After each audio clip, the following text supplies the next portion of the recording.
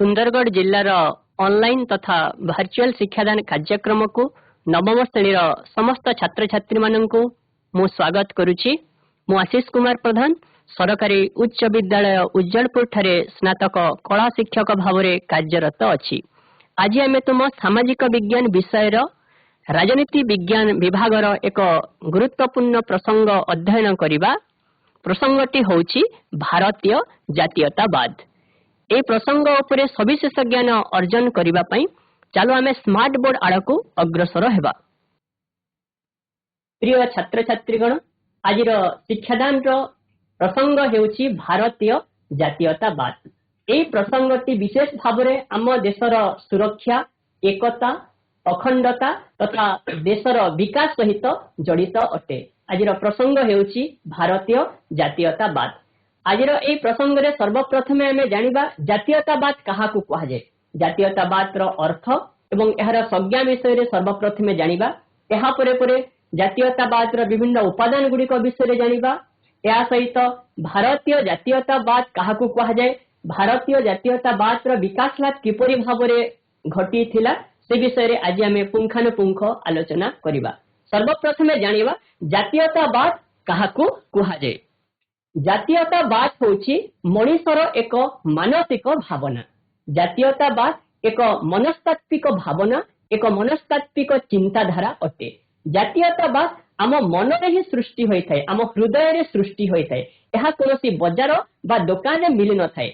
जातीयतावाद हेउची मनुष्यर गोटिए मानसिक भावना। गोटे देश बा राष्ट्र रे बसवास करुथुबा लोक माने जेतेबेले सेमानंक मध्यरे थिबा जाति, वर्ण, धर्म, भाषा एवं आंचलिक विभेदता को भूली जाई देशात्मबोध मंत्रे उद्बुद्ध होंती सेतेबेले जातीयतावाद जन्म नै थाए। गोटे देश रे रहुथुबा लोक माने जेतेबेले जाति, धर्म, वर्ण, भाषा, आंचलिक विभेदता प्रत्ये देश प्रेम भावना रे उद्बुद्ध होंती सही समय रे जातीयतावाद जन्म नै थाए। वर्ण, धर्म, भाषा, जाति निर्विशेष रे गोटे देशर लोक माने जेतेबेले देश प्रेम भावना रे देशात्मबोध भावना रे उद्बुद्ध होंती सही समय रे जातीयतावाद जन्म नै थाए। तो आमे जातीयतावाद कहिले देशात्मबोध, देशप्रीति, राष्ट्र प्रति आनुगत्य, देश प्राणता तथा राष्ट्र प्रति गभीर भल पाइबा को बुझाए। जातीयतावाद कहले साधारणतः आमे देशात्मबोध भावना, देश प्रेम, देशप्रीति भावना, राष्ट्र प्रति आनुगत्य, देश प्राणता, निज देश को निज राष्ट्र को भल पाइबा इत्यादि को जातीयतावाद बोली कुहा जाए। एहार सृष्टि होई थाए लोक मानकर एकात्मबोध, एकता तथा देशात्मबोधरु। जेतेबेले लोक मानक हृदय रे एकतार भावना, देशप्रीतिर भावना, देश प्रेमर भावना जाग्रत होई थाए सेही समय रे जातीयतावाद जन्म नै थाए। तो ये होची जातीयतावाद। जातीयतावाद मनुष्यर एक मानसिक भावना अटे।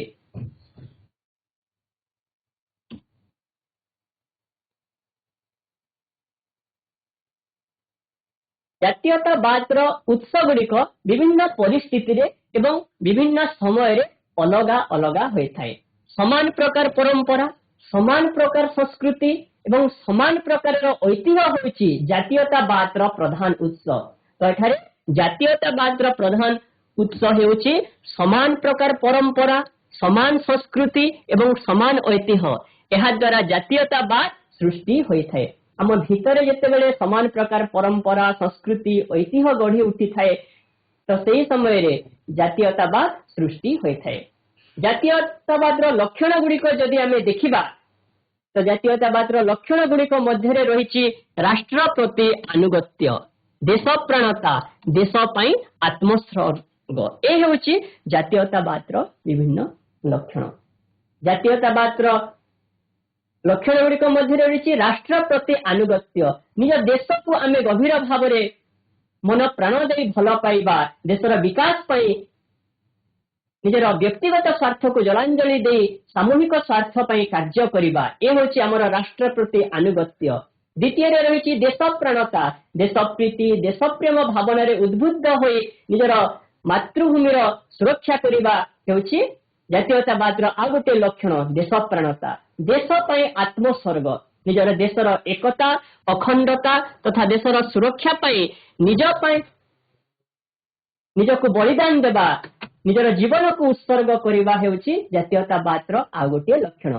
तो जातीयतावादर लक्षण गुड़िक मध्य रही राष्ट्र प्रति आनुगत्य देशप्राणता एवं देश पई आत्मस्वर्ग बा आत्म बलिदान।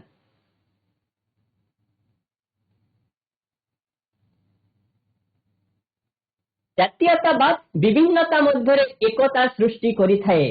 जातीयतावाद हमर विभिन्नता मध्य हमर जाति धर्म वर्ण इत्यादि अलग हे पारे किंतु आमे समस्ते भारतीय आमे समस्ते भारत मातार संतान एई एकता भावना जातीयतावाद सृष्टि करिथाए। जातीयतावाद विभिन्नता मध्य एकता सृष्टि करे।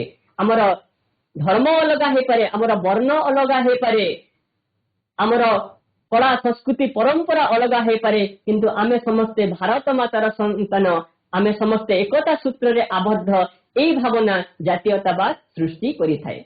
जो देशर लोक निज देश प्रति जेते आनुगत्य सेई राष्ट्र सेते विकसित अटे। जो देशर लोक माने निजर देश को जेते भल पांती निजर देश प्रति सेमानकर जेतिकी अधिक दरद माया ममता रही थाए सेई देश सेतिकी विकसित अटे। तो एठारे आमे उदाहरण नै परिबा जापान एवं जर्मनी। जापान एवं जर्मनी रे लोक माने तीव्र जातीयतावाद भावना रे सेमाने अनुप्राणित अटंती। सेतिपई जापान एवं जर्मनी एक प्रमुख विकसित राष्ट्र तालिका रे स्थान पाइछंती। जापान रे स्वदेश प्रीति भावना जातीयता बोध भावना एतिकी मात्रा रे रहिछि जे सेठारे अन्य विदेशी द्रव्य गुड़िक वर्जन करा जाय। अन्य विदेशी द्रव्य गुड़िक सेमाने व्यवहार करते नहीं। सेमाने स्वदेश प्रीति एवं आत्मनिर्भरशीलता भावना रे उद्बुद्ध अटंती जा फल जापान वर्तमान एक विकसित राष्ट्र भाव में पृथ्वी रे एक स्वतंत्र स्थान अधिकार करिछि। तो आमे कहि परिबा जे जेउ देशर लोक निज देश प्रति जेते अनुगत्य प्रदर्शन करती से राष्ट्र सेते तीव्र गति रे क्षिप्र गति रे विकास लाभ करिथाए। वर्तमान आमे जातीयतावादर संज्ञा आलोचना करिबा। जातीयतावादर संज्ञा प्रदान करिथिले आल्फ्रेड ग्राजिया। एठारे मने रखिबो जातीयतावादर संज्ञा सर्वप्रथमे प्रदान करिथिले आल्फ्रेड ग्राजिया। जातीयतावादर संज्ञा निरूपण करी आल्फ्रेड ग्राजिया कहिथिले जे जातीयतावाद एकत्वर राजनैतिक एकतार एवं देशर स्वाधीनतार एक अनुभव जहाँ जनसमष्टि को एक जाति तथा एक राष्ट्र रे परिणत करिथाए। आल्फ्रेड ग्राजिया कहिसंती जे जातीयतावाद होउची एकत्वर एकतार राजनैतिक एकतार एवं देशर स्वाधीनतार एक अनुभव अटे। जातीयतावाद द्वारा आमर राजनैतिक एकता प्रतिष्ठा होइथाए देशर स्वाधीनता बजाय रही थाए जहाँ जनसमष्टि को एक जाति तथा एक राष्ट्र रे परिणत करिथाए। जातीयतावाद आमर जनसाधारण को एक जाति बा एक राष्ट्र रे परिणत करिथाए। समस्तक मन रे देश प्रेम बा देश प्रीति भावना जागृत होई थाए और समस्ते सेई देशर नागरिक बोली गर्व अनुभव करिथांती। तो आल्फ्रेड ग्राजिया मतरे जातीयतावाद एकत्वर राजनैतिक एकतार देशर स्वाधीनतार एक अनुभव जहाँ जनसमष्टि को एक जाति तथा एक राष्ट्र रे परिणत करिथाए। तो मन रखिबो जातीयतावादर संज्ञा प्रदान करिथिले आल्फ्रेड ग्राजिया।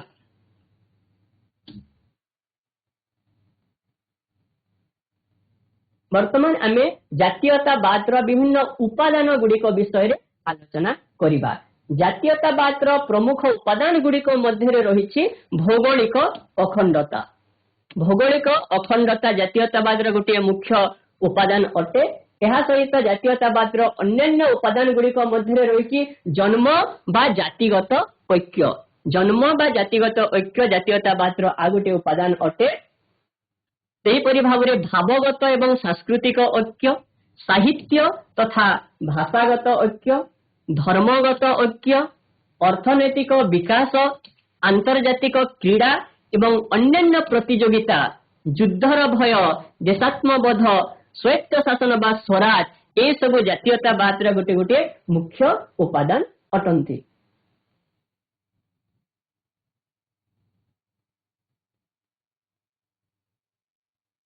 वर्तमान आमे भारतीय जातीयतावाद विषय रे आलोचना करिबा। भारतीय जातीयतावाद काहाकू कुहा जाए? आमे माने जानिछु जे दीर्घ 200 वर्षरु अधिक समय पर्यंत आम देश विदेशी शासन द्वारा शासित होउतला। ब्रिटिश माने इंग्रेज माने आम देश रे शासन करुथिले। फलरे भारतीय माननक मध्य रे विदेशी बा ब्रिटिश शासन विरोध रे एक घृणा एवं वितृष्णा भाव जागृत होइथिला।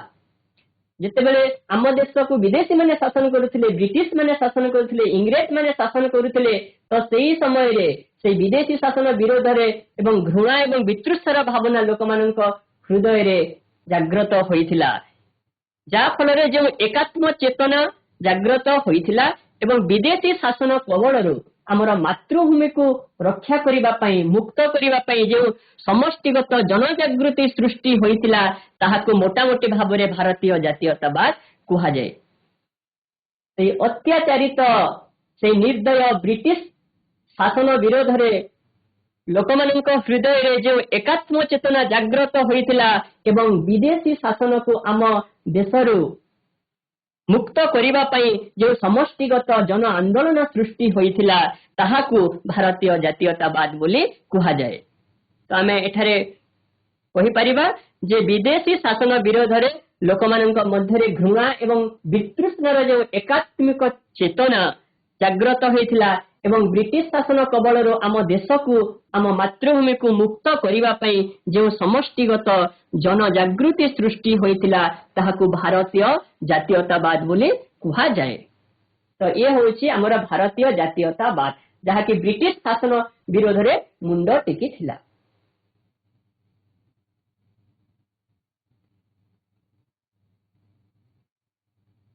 तो आमे देखिबा भारत रे जातीयतावाद किपरि भाबरे विकास लाभ करितला। ब्रिटिश राजत्व काल रे इंग्रेज शासन समय रे भारत जे भारतीय मानकर ए धारणा केवल मात्र कल्पना रे थिला। तो जेतेबेले इंग्रेज माने शासन करुतिले सेही समय रे भारतीय मानकर स्वाधीनता बोली किछि नथला। सेही समय रे आम देशर भाग्य विधाता साजिथिले इंग्रेज माने आम देशर नीति नियम निर्धारण करुतिले एवं से माने आम देशर लोक मानक विभिन्न प्रकार रे अन्याय अत्याचार एवं शोषण करुतिले। तो ब्रिटिश राजत्व समय रे आम देशर स्वाधीनता बा सार्वभौमत्व बोली किछि नथिला। सेही समय रे भारत जे भारतीय मानकर ए धारणा मात्र कल्पना रे थिला, वास्तव रे एहा नथिला। कल्पना रे रही जाइथिला जे भारत प्रकृत रे भारतीय मानकर अटे। दीर्घ 200 वर्षरु अधिक समय ब्रिटिश शासन परिसमाप्ति परे भारत एक सार्वभौम राष्ट्र रूपे परिणत हैला 1950 मसीहा जनवरी मास 26 तारिख दिन। एठारे पिला माने मने रखिबो आम देश भारत वर्ष सार्वभौम राष्ट्र रूपे पृथ्वी रे परिणत हैला केबे 1950 मसीहा जनवरी 26 तारिख दिन सार्वभौम राष्ट्र रूपे आम देश भारत वर्ष परिगणित हैला। 1950 जनवरी 26 तारिख दिन जो दिन आम देशर संविधान कार्यकारी होइथिला सेही दिन आम देश को एक सार्वभौम राष्ट्र बोली कुहागला। सेही दिन ठारू आमे हेलु सार्वभौम राष्ट्रर अधिवासी एवं विश्व रे आमे भारतीय भावे परिचित एवं गर्वित हेलु। समग्र विश्व रे भारतर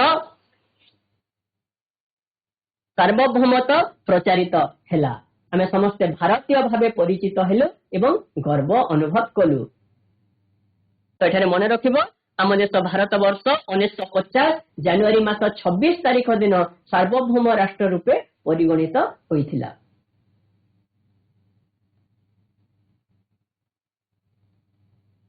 वर्तमान आमे भारत जातीयतावाद विकास कारण गुड़िक विषय रे ज्ञान अर्जन करिबा। भारतीय जातीयतावाद विकास मुख्य कारण गुड़िक मध्य रही भारतर भौगोलिक अखंडता। प्रथम कारण होउछि भारतीय जातीयता विकास भारतर भौगोलिक अखंडता। हिमालय ठारू कुमारिका पर्यंत जो विशाल भूखंड रही ताहाको आमे भारत वर्ष बोली कहिथाउ। हिमालय ठारू कुमारिका पर्यंत विशाल भूखंड भारत वर्ष उपरे प्रतिष्ठित इंग्रेज शासन विरोध रे भारतीय मानकर स्वाधीनता संग्राम थिला सेमानकर राजनीतिक चेतनार अद्भुतयर प्रतीक। तो भारत वर्ष हिमालय ठारू कुमारिका पर्यंत जो विशाल भूखंड रही, तो से विशाल भूखंडर अधिवासी भारतीय माने इंग्रेज शासन विरोध रे जो आंदोलन बा संग्राम करिथिले ताहा राजनीतिक चेतनार प्रतीक थिला। जाति धर्म वर्ण निर्विशेष रे ब्रिटिश शासनाधीन समस्त भारतीय निजर मातृभूमिर अखंडता स्वाधीनता पई मुक्ति आंदोलन रे ब्रती हेले। निजर मातृभूमिर एकता अखंडता स्वाधीनता पई जाति धर्म निर्विशेष रे समस्त भारतीय ब्रिटिश शासन विरोध रे स्वर उत्तोलन करिथिले एवं राजनीतिक चेतना एवं स्वाधीनता आंदोलन मुंड टेकिथिला। तो ये होची हमर भारतर भौगोलिक अखंडता, भारतर भौगोलिक एकता अखंडता पई जातीयतावादर विकास होइथिला। तो भारतर भौगोलिक अखंडता होची भारत जातीयतावादर गोटे प्रमुख कारण। द्वितीय कारण होची भारतीय मानक मध्यरे राजनैतिक एवं प्रशासनिक एकता। तो इंग्रेज शासन प्रारंभ रे भारत रे राजनैतिक एकतार अभाव थिला। हमर भारत रे थिबा जनसाधारण राजा माने परस्पर विरोध रे कलह एवं विवाद रे लिप्त रहिथिले। तो आम देश रे राजनैतिक एकतार अभाव रहिथिला जेतेबेले इंग्रेज माने आम देश को आसीथिले। मरहट्टा सिख जाट मुसलमान परस्पर विरोधी थिले। मरहट्टा सिख जाट मुसलमान संप्रदायर लोक माने आम देश रे परस्पर विरोधी थिले। परस्पर मध्य विवाद एवं युद्ध लगी रहिथिला, जार फलस्वरूप एई कलहर सुजोग नै इंग्रेज माने भारत को निजर शासनाधीन करि पारिथिले। आम देश रे रहितबा मरहट्टा सिख जाट मुसलमान विभिन्न संप्रदायर लोक मानकर अंतः विवादर सुजोग नै इंग्रेज माने भारत को निज अधीन को नैथिले एवं समग्र भारत को से माने एक शासनाधीन करि पारिथिले। ब्रिटिश शासन समय रे समग्र देश पई एक प्रकार शासन पद्धति अनुसरण करागला। आम देशर प्राय अधिकांश अंचल रे इंग्रेज माने अधिकार करि नेथिले आ समग्र भारत रे से माने गोटिए प्रकार शासन नीति प्रचलन करिथिले। जा फल रे भारतीय मानक मध्य रे राजनैतिक एवं प्रशासनिक एकता प्रतिष्ठित होई पारिथिला।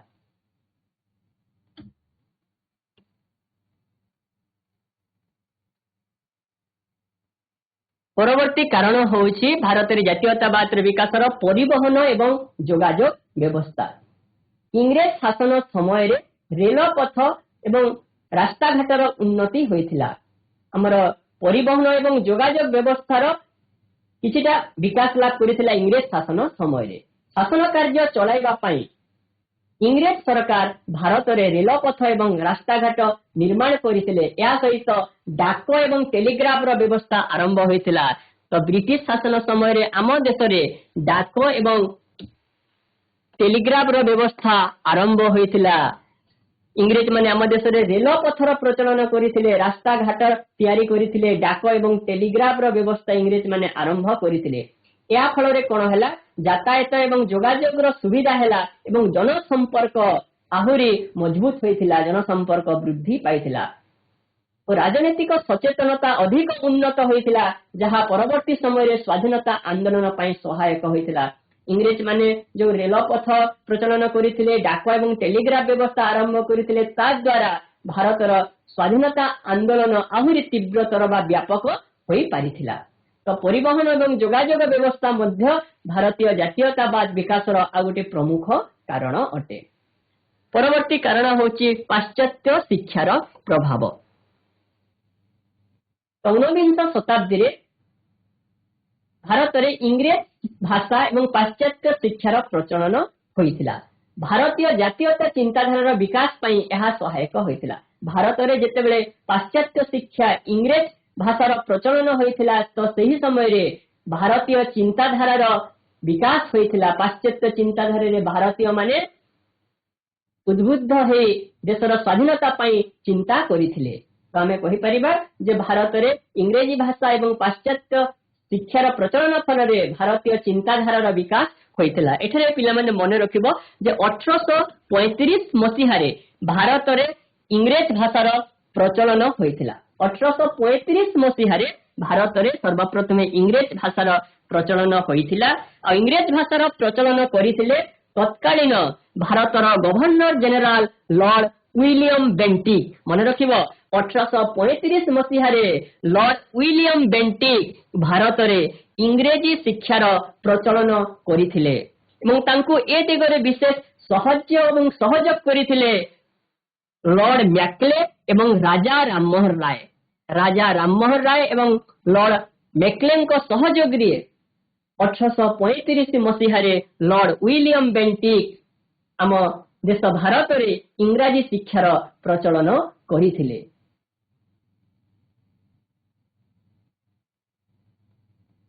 ତ ପାଶ୍ଚାତ୍ୟ ଶିକ୍ଷାର ପ୍ରଚାର ଏବଂ ପ୍ରସାର ହେବା ଫଳରେ ସରକାରୀ ଚାକିରି ପାଇବା ପାଇଁ ଭାରତମାନେ ଇଂରେଜ ଭାଷାରେ ଲିଖିତ ବିଭିନ୍ନ ପୁସ୍ତକ ମାନ ପଢିଲେ। ସରକାରୀ ଚାକିରି ପାଇବା ପାଇଁ ଭାରତୀୟମାନେ ଇଂରାଜୀ ଭାଷାରେ ଲିଖିତ ବିଭିନ୍ନ ପୁସ୍ତକ ଏବଂ ବହି ଗୁଡିକ ପଢିଲେ। ଇଂରାଜୀ ବିଦ୍ୟାଳୟ ମାନ ଭାରତରେ ସ୍ଥାପିତ ହୋଇଥିଲା ସେହି ସମୟରେ କଲିକତା ଏବଂ ମାନ୍ଦ୍ରାଜ ଠାରେ। ଭାରତର କଲିକତା ଏବଂ ମାନ୍ଦ୍ରାଜ ଠାରେ ନୂତନ ବିଶ୍ୱବିଦ୍ୟାଳୟ ମାନ ସ୍ଥାପିତ ହୋଇଥିଲା। ଫଳରେ ଉଚ୍ଚ ଶିକ୍ଷାର ପ୍ରସାର ଘଟିଲା। ଇଂରେଜୀ ଭାଷାର ପ୍ରଚଳନ ଫଳରେ ଭାରତରେ ଉଚ୍ଚ ଶିକ୍ଷାର ବିକାଶ ଏବଂ ପ୍ରସାର ଘଟିଥିଲା। ସରକାରୀ ଚାକିରି ପାଇବା ପାଇଁ ଭାରତୀୟମାନେ ଇଂରାଜୀ ପୁସ୍ତକ ଗୁଡିକ ଏବଂ ବହି ଗୁଡିକ ପଢିଲେ ଏବଂ କଲିକତା ଏବଂ ମାନ୍ଦ୍ରାଜ ଠାରେ ବିଭିନ୍ନ ବିଶ୍ୱବିଦ୍ୟାଳୟ ମାନ ସ୍ଥାପିତ ହେଲା, ଯାହା ଫଳରେ ଏକ ଶିକ୍ଷିତ ଗୋଷ୍ଠୀ ଭାରତ ସମାଜରେ ସୃଷ୍ଟି ହୋଇଥିଲେ ଏବଂ ଉଚ୍ଚ ଶିକ୍ଷାର ସେହି ସମୟରେ ପ୍ରସାର ଘଟିଥିଲା। ପାଶ୍ଚାତ୍ୟ ରାଜନୀତି ବିଜ୍ଞାନୀ John Stuart Mill, Herbert Spencer ଏବଂ ଏଡମଣ୍ଡ ବର୍କ ଦ୍ୱାରା ଲିଖିତ ପୁସ୍ତକ ମାନ ପାଠ କରି ଭାରତୀୟ ମାନେ ଗଣତାନ୍ତ୍ରିକ ଚିନ୍ତାଧାରାରେ ବିଶେଷ ଭାବେ ଉଦ୍ବୁଦ୍ଧ ହୋଇଥିଲେ। ବିଭିନ୍ନ ପାଶ୍ଚାତ୍ୟ ଲେଖକଙ୍କ ଦ୍ୱାରା ଲିଖିତ ପୁସ୍ତକ ବିଶେଷ ଭାବରେ ରାଜନୈତିକ ବିଜ୍ଞାନୀ John Stuart Mill, Herbert Spencer, Edmund Burke ଦ୍ୱାରା ଲିଖିତ ପୁସ୍ତକ ମାନ ପଠନ କରି ଭାରତୀୟ ମାନେ ଗଣତାନ୍ତ୍ରିକ ଚିନ୍ତାଧାରାରେ ଉଦ୍ବୁଦ୍ଧ ହୋଇଥିଲେ, ଯାହା ଫଳରେ ଭାରତର ସ୍ୱାଧୀନତା ପାଇଁ ଏହା ବାଟ ଫିଟାଇଥିଲା। ଠିକ ସେହିପରି ମାଜିନି, ଗାରିବାଲ୍ଟି, ରୁସୋ ଏବଂ ମଣ୍ଟେସ୍କ୍ୟୁଙ୍କ ଭଳି ସ୍ୱାଧୀନ ଚେତନା ଲେଖକ ମାନଙ୍କର ବୈପ୍ଳବିକ ଚିନ୍ତାଧାରା ଭାରତୀୟ ମାନଙ୍କୁ ସେମାନଙ୍କର ସ୍ୱାଧୀନତା ପ୍ରାପ୍ତି ଲାଗି ପ୍ରୋତ୍ସାହନ ଯୋଗାଇଥିଲା। ଠିକ ସେହିପରି ମାଜିନି, ଗାରିବାଲ୍ଟି, ରୁସୋ, ମଣ୍ଟେସ୍କ୍ୟୁଙ୍କ ଭଳି ଲେଖକ ମାନଙ୍କର ଯୋଉ ବୈପ୍ଳବିକ ଚିନ୍ତାଧାରା ରହିଥିଲା ତାଙ୍କ ଲେଖାରେ, ସେଇଗୁଡ଼ିକୁ ପଢି ଭାରତୀୟ ମାନେ ସ୍ୱାଧୀନତା ଲାଭ କରିବା ପାଇଁ ସେମାନେ ଉଦ୍ୟମ କଲେ।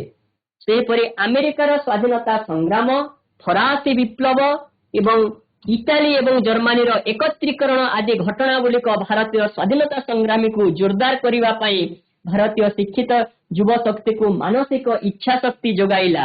ଏହା ସହିତ ଆମେରିକାର ସ୍ୱାଧୀନତା ସଂଗ୍ରାମୀ, ଫରାସୀ ବିପ୍ଳବ, ଇଟାଲୀ ଏବଂ ଜର୍ମାନୀର ଏକତ୍ରୀକରଣ ଭାରତୀୟ ମାନଙ୍କୁ ସ୍ୱାଧୀନତା ପ୍ରାପ୍ତି କରିବା ପାଇଁ ବାଟ ଦେଖେଇଥିଲା ଏବଂ ଜାତୀୟ ଜାଗରଣ ସୃଷ୍ଟି କରିବା ପାଇଁ ଏହି ସବୁ ଘଟଣା ଗୁଡିକ ବିଶେଷ ଭାବରେ ସହାୟକ ହୋଇଥିଲେ।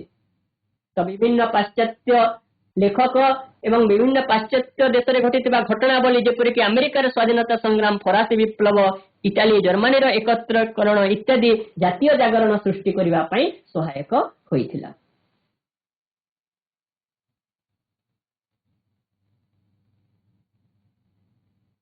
ତ ଭାରତୀୟ ଜାତୀୟତା ବିକାଶର ଆଉ ଗୋଟେ ପ୍ରମୁଖ କାରଣ ହେଉଛି ଇଂରେଜ ଶାସକଙ୍କ ଦ୍ୱାରା ଅର୍ଥନୈତିକ ଶୋଷଣ। ଇଂରେଜ ଶାସକଙ୍କ ସମୟରେ ଯୋଉ ଅର୍ଥନୈତିକ ଶୋଷଣର ଶିକାର ହେଉଥିଲେ ଭାରତୀୟ ମାନେ, ତା ଦ୍ୱାରା ଜାତୀୟତାବାଦର ସୃଷ୍ଟି ହୋଇଥିଲା।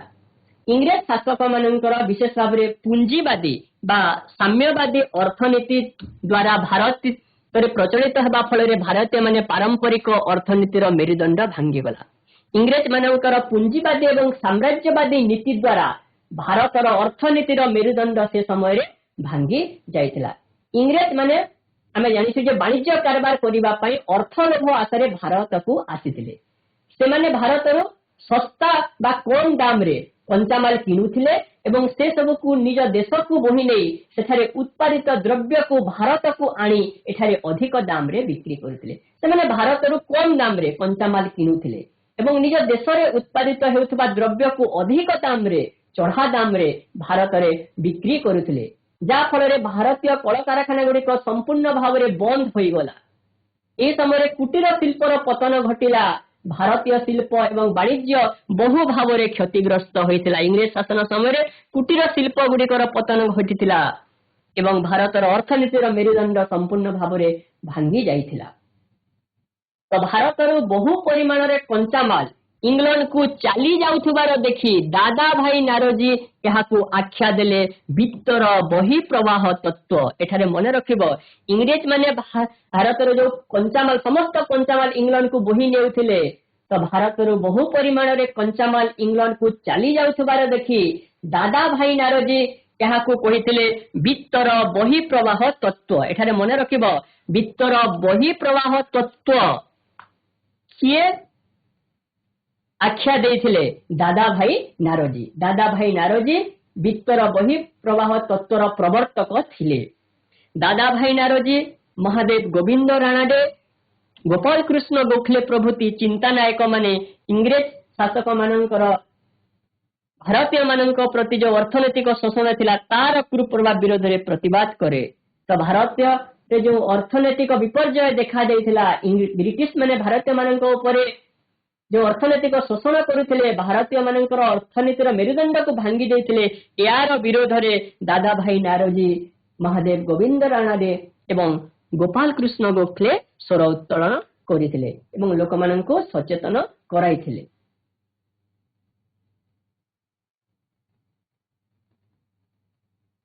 भारत रे जातीयतावाद विकास रो आ गोटे प्रमुख कारण होची सामाजिक धर्मगत संस्कार मूलक आंदोलन 19 शताब्दीर प्रारंभ रे भारत रे अनेक गुड़े कुसंस्कार एवं अंधविश्वास मुंड टेकिथिला जेपरि कि जाति प्रथा नरबली सतीदाह प्रथा ए सब प्रथा गुड़िक कुप्रथा गुड़िक भारत रे प्रचलित थिला जा फल रे भारतर एकता एवं अखंडता प्रति अनेक समस्या सृष्टि करिथिला तो भारतीय मानक मध्य सामाजिक एवं धर्मगत संस्कार आनिबा पई विभिन्न व्यक्ति विशेष प्रमुख भूमिका ग्रहण करिथिले से सामाजिक एवं धर्मगत संस्कार मानक मध्य रहिसंती विवेकानंद दयानंद सरस्वती राजा राममोहन राय तो सही समय रे राजा राममोहन राय ब्राह्मण समाज प्रतिष्ठा करिथिले मने रखिबो राजा राममोहन राय प्रतिष्ठा करिथिले ब्राह्मण समाज दयानंद सरस्वती प्रतिष्ठा करिथिले आर्य समाज स्वामी विवेकानंद प्रतिष्ठा करिथिले रामकृष्ण मिशन राजा राममोहन रायंकर ब्राह्मण समाज दयानंद सरस्वतींकर आर्य समाज एवं स्वामी विवेकानंदंकर रामकृष्ण मिशन आदि विभिन्न अनुष्ठान माध्यम रे समाज संस्कार आंदोलन मुंड टेकिथिला एही आंदोलन एवं समाज संस्कार आंदोलन द्वारा भारत रे अनेक कुसंस्कार एवं अंधविश्वास लोप पाइथिला राजा राममोहन रायंकर ब्राह्मण समाज दयानंद सरस्वतींकर आर्य समाज स्वामी विवेकानंदंकर रामकृष्ण मिशन आम देश भारत रे प्रचलित थिबा विभिन्न अंधविश्वास एवं कुसंस्कार दूर करिबारे प्रमुख भूमिका ग्रहण करिथिला एटा मने रखिबो ब्राह्मण समाज प्रतिष्ठा करथिले राजा राममोहन राय आर्य समाज प्रतिष्ठा करथिले दयानंद सरस्वती रामकृष्ण मिशन प्रतिष्ठा करथिले स्वामी विवेकानंद सामाजिक क्षेत्र रे जाति प्रथा सतीदाह प्रथा अस्पृश्यतार विलोप हेबा फल रे एक नव जागरण सूत्रपात हेतिला ए सामाजिक एवं धर्म संस्कार आंदोलन द्वारा आम समाज रो जाति प्रथा सतीदाह प्रथा अस्पृश्यतार विलोप घटिथिला जा फल रे एक नव जागरण सूत्रपात होइथिला एवं एहा द्वारा भारत रे जातीय चेतनार भावना प्रसारित होइथिला ए नव जागरण द्वारा भारत रे जातीय चेतनार भाव उद्रेक होइथिला भारतीय मानक हृदय रे जातीय चेतना बा जातीय नव जागरणर चेतनार सूत्रपात होइथिला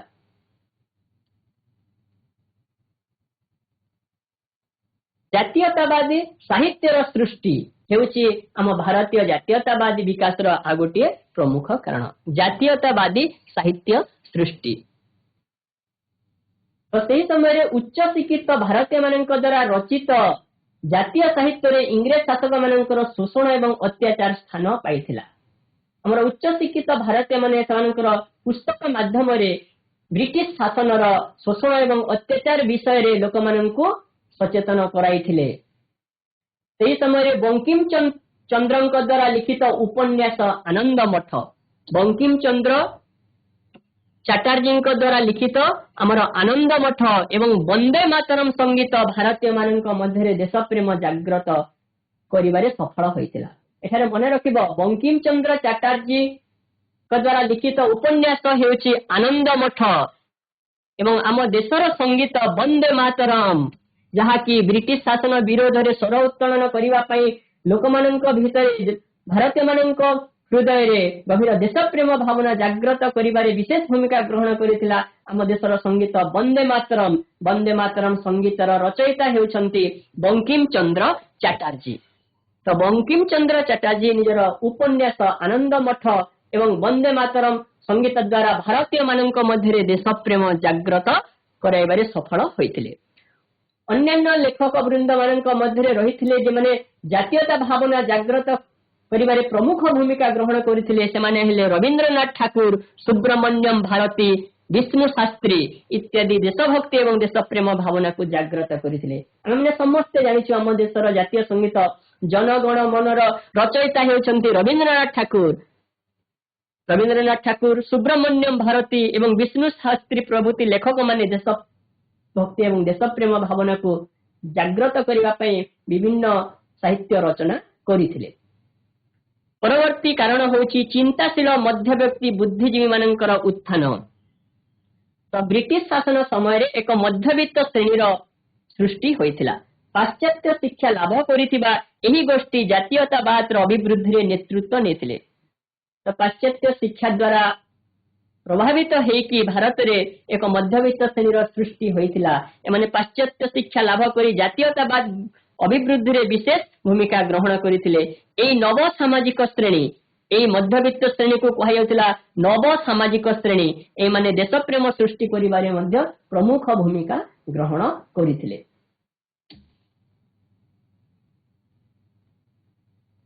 परवर्ती कारण होइछि भारतीय ऐतिह्य एवं संस्कृतिर पुनर्जागरण। भारतीय ऐतिह्य एवं संस्कृतिर पुनः जागरण भारतीय जातीयतावाद विकास आ गोटे प्रमुख कारण अटे।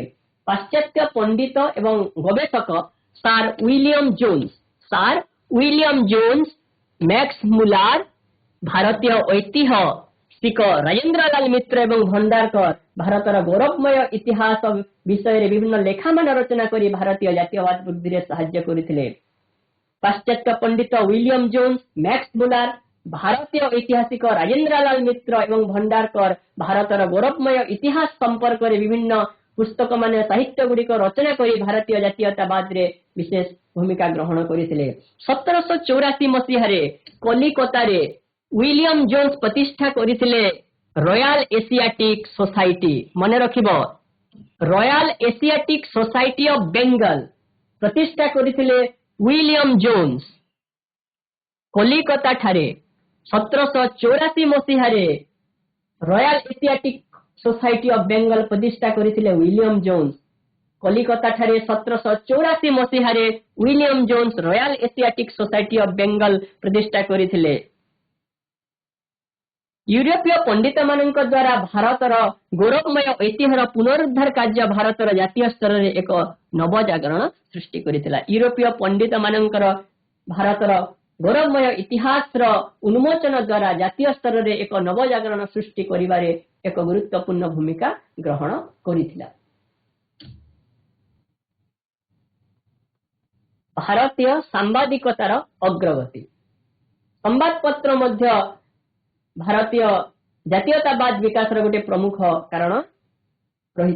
1877 मसीहा सुधा इंग्राजी एवं देशीय भाषा 62 गोटी संवादपत्र प्रकाशित पाइथिला। सेही समय 1877 मसीह 1877 मसीहा पर्यंत इंग्राजी एवं देशीय भाषा सर्वमोट 62 गोटी संवादपत्र प्रकाश पाइथिला। तो से समय इंग्राजी एवं देशीय भाषा 62 गोटी संवादपत्र व न्यूज पेपर प्रकाश पाइथिला। 1877 मसीहा सुधा सेमानंक मध्यरे आगधारीर संवादपत्र गुड़िक थिले संवाद कौमुदी, टाइम्स ऑफ इंडिया, अमृत बाजार पत्रिका एवं स्टेटमैन।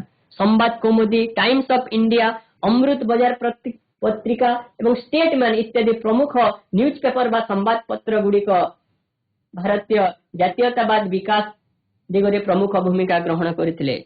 ए संवादपत्र एवं पत्रिका माध्यम भारतीय माने निजर आपत्ति एवं अभियोग जणाई पारुथिले एवं संवाद पत्र गुड़िकर विशेष भाव में इंग्रेज शासन विरोध में जनमत प्रतिफलित हेउथिला।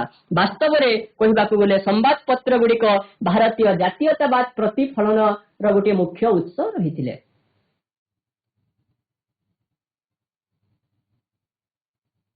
सहित इंग्रेज मानकर जातिगत अहं भाव एवं वर्ण वैषम्य नीति मध्य जातीयतावाद विकास आ गोटे कारण रहुथिला। ब्रिटिश शासन काल में तीव्र वर्ण वैषम्य नीति प्रचलन थिला। भारतीय माननकु उच्च सरकारी पदवी रे रखा जाउ नथिला। भारतीय माने उच्च चाकरी पाउ नथिले। उच्च सरकारी पदवी रे भारतीय माननकु चाकरी दिया जाउ नथिला। से समय रे सर्व भारतीय सर्वबृहत परीक्षा जोटा कि आईसीएस थिला। तो आईसीएस परीक्षा रे इंग्रेज माने जानी सुनी बयस सीमा 21 वर्ष रु 19 वर्ष को उद्देश्यमूलक भाव में ह्रास करागला। भारतीय माननकु ब्रिटिश माने इंग्रेज माने घृणा चक्षुरे देखुथिले। से माने भारतीय माननकु कुली बोली कहूथिले। इंग्रेज माने भारतीय माननकु घृणा चक्षुरे देखुथिले एवं निर्यातना एवं अपमान बोधक शब्द कुली बोली से माने भारतीय माननकु कहूथिले। इंग्रेज मानकर वर्ण वैषम्य नीति द्वारा भारतीय मानक मनरे जातीय चेतनार भावना अभिवृद्धि होइथिला। तो जो तीव्र वर्ण वैषम्य नीति थिला या विरोध में भारतीय माने आंदोलन करथिले, जा फल रे भारतीय मानक मध्यरे जातीयतावाद विकास होइथिला। विशेष भाव में लॉर्ड लिटन एवं लॉर्ड कर्जन कुशासन जातीयता जागरण और विकास धारा को साहाय्य करिथिला। लॉर्ड लिटन एवं लॉर्ड कर्जन जो कुशासन नीति थिला ता विरोध में भारतीय माने एकत्रित होई तीव्र स्वर उत्तोलन करिथिले। वर्तमान देखिबा भारतीय जातीय कांग्रेस रो आविर्भाव। भारतीय जातीयतावाद द्रुत विकास हेबा फल रे इंग्रेज विरोधी आंदोलन तीव्र भाव में मुंड टेकिथिला। इंग्रेज मानक विरोध में एक तीव्र आंदोलन करिबा पई एक नूतन राजनीतिक अनुष्ठान रो जन्म होइथिला भारत माटी रे, जार ना होची भारतीय जातीय कांग्रेस। भारतीय जातीय चेतनार भारतीय जातीय कांग्रेस नामक गोटे सर्वबृहत राजनीतिक अनुष्ठान 1885 मसीह जन्म नेथिला। मने रखिबो 1885 मसीह भारतीय जातीय कांग्रेस जन्म नेथिला। ए भारतीय जातीय कांग्रेस रो प्रथम अधिवेशन डिसेंबर 28 एवं 29 तारीख रे बॉम्बे ठारे बसिथिला। ए भारतीय जातीय Congress INC Indian national Congress बोली जहाको आमे कहूचे, ए भारतीय जातीय कांग्रेस रो प्रथम अधिवेशन बॉम्बे ठारे डिसेंबर 28 रु 29 तारीख मध्यरे बसिथिला। भारतीय जातीय कांग्रेस रो प्रथम सभापति थिले उमेश चंद्र बनर्जी। उमेश चंद्र बनर्जी भारतीय जातीय कांग्रेस रो प्रथम सभापति बा चेयरमैन थिले। तो ये प्रथम अधिवेशन रे सर्वमोट 72 जन प्रतिनिधि योगदान देथिले। भारतीय जातीय कांग्रेस रो प्रथम अधिवेशन रे सर्वमोट 72 जन प्रतिनिधि योगदान देथिले। भारतीय जातीय कांग्रेस रो लक्ष्य थिला जातीय चेतनार अभिवृद्धि, देशात्म भावर प्रसार एवं जातीय एकतार विकास। 1885 मसीहा ठारू भारतीय जातीय कांग्रेस भारतीय जातीयता भावधारा को अधिक व्यापक एवं सुदृढ़ करिथिला, जा फल रे स्वाधीनता संग्राम आहुरी व्यापक होइथिला। भारतीय जातीय कांग्रेस रो उद्यम एवं विभिन्न विशिष्ट स्वाधीनता संग्रामी मानकर आत्म बलिदान एवं चेष्टा द्वारा 1947 मसीहा अगस्त 15 तारीख दिन भारत स्वाधीनता लाभ कला। 1947 मसीहा अगस्त 15 तारीख दिन ब्रिटिश शासन कबल मुक्त हो भारत स्वाधीनता लाभ कला एवं स्वाधीन राष्ट्र रे परिणत होइथिला। भारत को स्वाधीनता प्रदान करिबा पई जो विशिष्ट स्वाधीनता संग्रामी मानकर प्रमुख भूमिका रहिथिला सेमानक मध्यरे थिले लाला लाजपत राय, बाल गंगाधर तिलक, गोपाल कृष्ण गोखले, महात्मा गांधी, अरविंद, पंडित जवाहरलाल नेहरू, सरदार वल्लभ भाई पटेल, नेताजी सुभाष चंद्र बोस, मौलाना अबुल कलाम आजाद आदि स्वाधीनता संग्रामी मैंने भारत को स्वाधीनता प्रदान करने प्रमुख भूमिका ग्रहण करथिले। तो ये होची हमर भारतीय जातीयतावाद। तो प्रिय छात्र छात्री मैंने आज प्रसंग पर आधारित केते गुडी प्रश्न तुमको स्मार्ट बोर्ड रे प्रदान करिछि, एहार उत्तर तुमे माने प्रदान करिवो। तुमनको पई रहिछि प्रथम प्रश्न, भारत केउ दिन स्वाधीनता पाइला? एहार उत्तर प्रदान करिवे। प्रथम प्रश्न, भारत केउ दिन स्वाधीनता पाइला? Government high school Bhedabahal. अति सहज प्रश्न।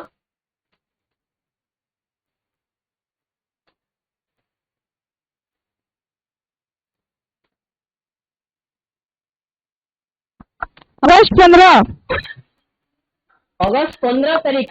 अगस्त 15 1947 अगस्त 15 1947। Very good. 1947 मसीहा अगस्त 15 तारीख दिन भारत स्वाधीनता पाइला। परवर्ती प्रश्न, केउ दिन भारत एक सार्वभौम राष्ट्र रे परिणत हैला? जनवरी 26 1950। 1950 जनवरी 26 1950। Very good well done. ठीक उत्तर होची 1950 जनवरी 26। Very good. केउ मसीहा रे भारत रे इंग्रजी भाषार प्रचलन हैला? 1835 1835। वेरी गुड 1835 होची यार सठिक उत्तर। लॉर्ड विलियम बेंटिक प्रचलन करथिले 1835। यहा होची 1835 नहीं। Very good. किए वित्त बही प्रवाह तत्वर प्रवक्ता थिले? दादा भाई नारोजी। Very good. दादा भाई नारोजी यार होची सठिक उत्तर। परवर्ती प्रश्न, किए ब्राह्मण समाज रा प्रतिष्ठाता थिले? राजा राममोहन राय। राजा राममोहन राय होची यार सठिक उत्तर। राजा राममोहन राय ब्राह्मण समाज रा प्रतिष्ठाता थिले। किए वंदे मातरम संगीत रा रचयिता थिले? Bankim Chandra Chatterjee. Bankim Chandra Chatterjee. Very good well done. Royal Asiatic Society of Bengal रा प्रतिष्ठाता किए थिले? William Jones. Very good William Jones होची यार सठिक उत्तर। किए भारतीय जातीय कांग्रेस रा प्रथम अधिवेशन रे सभापतित्व करिथिले? भारतीय जातीय कांग्रेस रा Chandra Banerjee. Umesh Chandra Banerjee. Very good well done. भारतीय जातीय कांग्रेस रा प्रथम अधिवेशन रे केते जण प्रतिनिधि योगदान करिथिले? 72 जण। 72 जण। Very good well done. Anand Math उपन्यासर रचयिता किए? बंकिम चंद्र चटर्जी। बंकिम चंद्र चटर्जी। Very good. बंकिम चंद्र चटर्जी आनंद मठ उपन्यास एवं हमर वंदे मातरम संगीत रचयिता थिले बंकिम चंद्र चटर्जी। Very good. केउ मसीहा रॉयल एशियाटिक ऑफ बेंगल प्रतिष्ठा करा जाई थिला? 1784। 1784। वेरी गुड 1784 होची यार सठिक उत्तर। Very good. वर्तमान स्तंभ मिलन करिबा। ख स्तंभ रे केते गुडे शब्द रहिछि? ख स्तंभ रे केते गुडे हमर मसीहा रहिछि? ख स्तंभर संपर्कित शब्द सहित ख स्तंभ सहित मिलाइबा। सार्वभौम राष्ट्र 1950 जनवरी 26। 1950 जनवरी 26। वेरी गुड 1950 जनवरी 26। इंग्रजी भाषार प्रचलन 1835 मसीहा। वेरी गुड 1835 मसीहा। रॉयल एशियाटिक ऑफ बेंगल 1784 मसीहा। 1784। 1784। भारतीय जातीय कांग्रेस 1885। 1885। भारतीय सांबादिकतार अग्रगति 1885। 1877 ଭେରି ଗୁଡ୍। ତ ଆଜିର ପ୍ରସଙ୍ଗ ଉପରେ ଆଧାରିତ ଗୋଟିଏ ଗୃହ କାର୍ଯ୍ୟ ପ୍ରଦାନ କରୁଛି। ଗୃହ କାର୍ଯ୍ୟଟି ହେଉଛି ଜାତୀୟତାବାଦର ମୁଖ୍ୟ ଉପାଦାନ ସଂକ୍ଷେପରେ ଉଲ୍ଲେଖ କର। ଜାତୀୟତାବାଦର ମୁଖ୍ୟ ଉପାଦାନ ସଂକ୍ଷେପରେ ଉଲ୍ଲେଖ କର। ତ ଏଇ ଗୃହ କାର୍ଯ୍ୟ ତୁମେ ମାନେ ଏହାର ଉତ୍ତର କରି ନିଜର ବିଦ୍ୟାଳୟର ସମ୍ପୃକ୍ତ ଇତିହାସ ଏବଂ ରାଜନୈତିକ ବିଜ୍ଞାନ ଶିକ୍ଷକଙ୍କୁ ଏହାର ଉତ୍ତର ଦେଖାଇବ। ତ ସମସ୍ତ ଛାତ୍ରଛାତ୍ରୀ ମାନଙ୍କର ଉଜ୍ଜଳ ଭବିଷ୍ୟତ କାମନା କରି ଆଜିର ଏ ଶିକ୍ଷାଦାନ କାର୍ଯ୍ୟକ୍ରମକୁ ମୁଁ ଏଠି ସମାପ୍ତ କରୁଛି। ଧନ୍ୟବାଦ। Thank you.